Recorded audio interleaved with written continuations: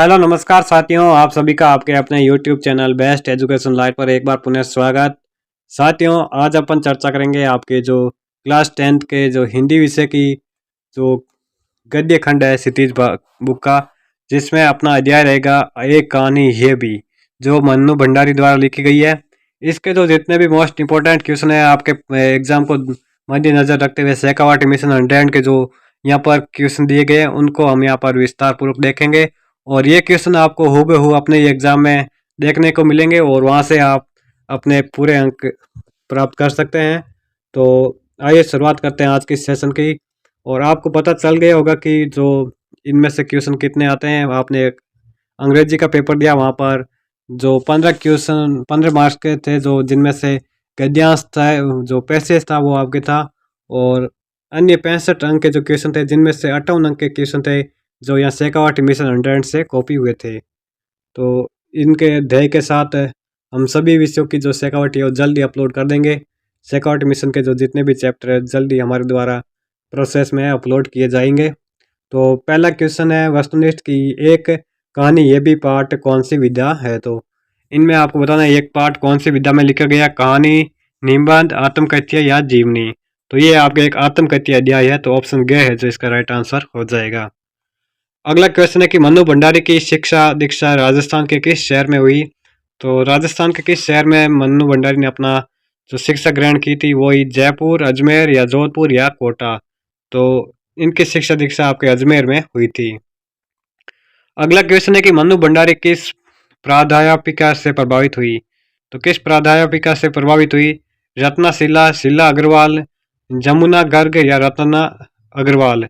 तो शीला अग्रवाल से है जो मन्नू भंडारी अपनी प्राध्यापिका से प्रभावित हुई थी।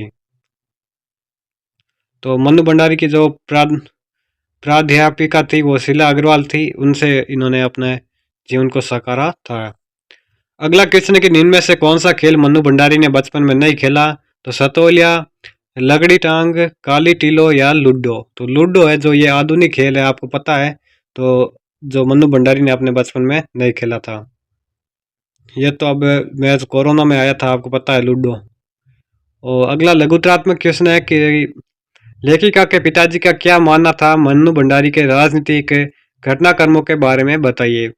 तो उनके पिताजी चाहते थे कि उनकी पुत्री देश में चल रहे राजनीतिक घटनाक्रमों से परिचित रहे, पर सार्वजनिक रूप से जब मन्नू भंडारी भाषण देती या हड़तालों में शामिल होती तो अच्छा नहीं मानते थे। तो ये उनके पिताजी की चाहत थी।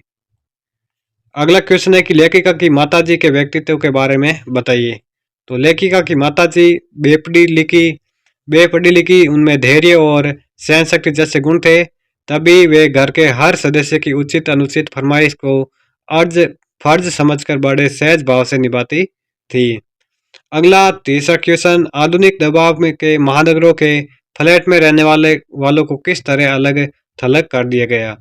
तो आधुनिकता ने हमारे पड़ोस कल्चर को हमसे छीन लिया, क्योंकि लोग आधुनिकता के नाम में सामाजिक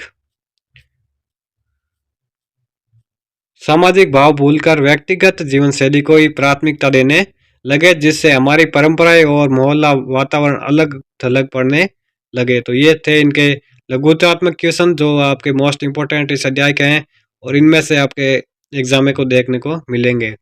आगे आते हैं दीर्घोत्तरात्मक क्वेश्चन, जिसमें पहला क्वेश्चन, लेखिका के पिताजी का गुस्सालू स्वभाव किस तरह बढ़ता गया। तो यश कामना और परोपकार की भावना के चलते उनके पिताजी ने अपने घर पर रहकर या आर्थिक सहयोग कर कई छात्रों का भला किया, लेकिन आर्थिक स्थिति कमजोर पड़ गई तथा शौक वहीं रहे आर्थिक स्थिति कमजोर पड़ती गई तथा शौक वहीं रहे, जिससे उनका स्वभाव गुस्सालू या चिड़चिड़ा होने लगा। तो ये उन्होंने अपना जो घर है, घर पर रहकर या आर्थिक सहयोग कर कई छात्रों का भला करने का काम किया था, लेकिन आर्थिक स्थिति कमजोर पड़ने के कारण उनका स्वभाव है जो गुस्सालू या चिड़चिड़ा होने लगा था। अगला दूसरा क्वेश्चन है कि पिताजी के एक एक दकियानुसी मित्र की बातों को सुनकर वो आग बबूला हो उठे, पर डॉक्टर अंबालाल जी के घर आने से गुस्सा शांत कैसे हो गया। तो दकियानुसी मित्र के नकारात्मक बातें की मन्नू भंडारी के पिताजी से, लेकिन अंबा लाल जी ने देश हित में एक युवती के जोशीले अंदाज को ओजस्वी भाषण में सुना तो उनके घर आकर प्रशंसा की तथा उनके पिताजी का गुस्सा शांत हो गया। आगे तीसरा क्वेश्चन, सन 1947 के मई महीने में शीला अग्रवाल को कॉलेज वालों ने नोटिस क्यों थमा दिया? तो कॉलेज की लड़कियों को भड़काने, इसमें गलत टाइप हुआ है, तो इसमें है कि कॉलेज की लड़कियों को भड़काने और वहां का अनुशासन बिगाड़ने के आरोप में सन 1947 में मई महीने में शीला अग्रवाल को कॉलेज वालों ने नोटिस थाम दिया। आगे आता है गद्यांश। तो गद्यांश को पढ़कर उसके क्वेश्चनों के आंसर देने हैं। तो गद्यांश है, उस समय तक हमारे परिवार में लड़की के विवाह के लिए अनिवार्य योग्यता थी। उम्र में 16 वर्ष और शिक्षा में मैट्रिक। सन 44 में सुशीला ने यह योग्यता प्राप्त की और शादी करके कोलकाता चली गई। दोनों बड़े भाई भी आगे पढ़ाई करने के लिए बाहर चले गए। इन लोगों को की छत्र से हटते ही पहली बार मुझे नए सिरे से अपने वजूद का एहसास हुआ। पिताजी का ध्यान भी पहली बार मुझ पर केंद्रित हुआ। लड़कियों को जिस उम्र में स्कूली शिक्षा के साथ साथ सुगढ़ गृहिणी और कुशल पाकशास्त्री बनाने के नुस्खे जुटाए जाते थे, पिताजी का आग्रह रहता था कि मैं रसोई से दूर ही रहूं। रसोई को वे भटियार खाना कहते और उनके हिसाब से वहां रहना अपनी क्षमता और प्रतिभा को भट्टी में झोंकना था। तो ये गद्यांश था जिसमें आपको क्वेश्चन पूछे गए। उनमें पहला क्वेश्चन है कि सुशीला ने कौन सी योग्यता सन 44 में प्राप्त की थी? तो सुशीला ने विवाह करने की जो अनिवार्य योग्यता थी, उम्र 16 वर्ष और शिक्षा में मैट्रिक, वो योग्यता प्राप्त सन 44 में करी थी। सुशीला विवाह होने के बाद कहाँ चली गई? तो सुशीला विवाह होने के बाद आपके कोलकाता चली गई थी।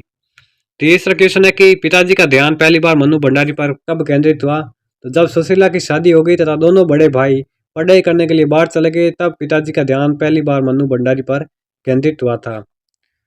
चौथा क्वेश्चन है, रसोई के विषय में मनु भंडारी के पिताजी उससे क्या आग्रह रखते थे? तो मनु भंडारी के पिताजी थे कि वे रसोई से दूर ही रहे, ये उनके आग्रह रखते थे। तो साथियों, ये थे आपके इस अध्याय के मोस्ट इम्पोर्टेंट क्वेश्चन। तो अगले अध्याय में हम नौबत खाने में इबादत, यतेंद्र मिश्र द्वारा लिखा गया अध्याय, जिसके बारे में विस्तृत चर्चा करेंगे। तो मिलते हैं अगले नेक्स्ट वीडियो में, तब तक के लिए जय हिंद, जय भारत।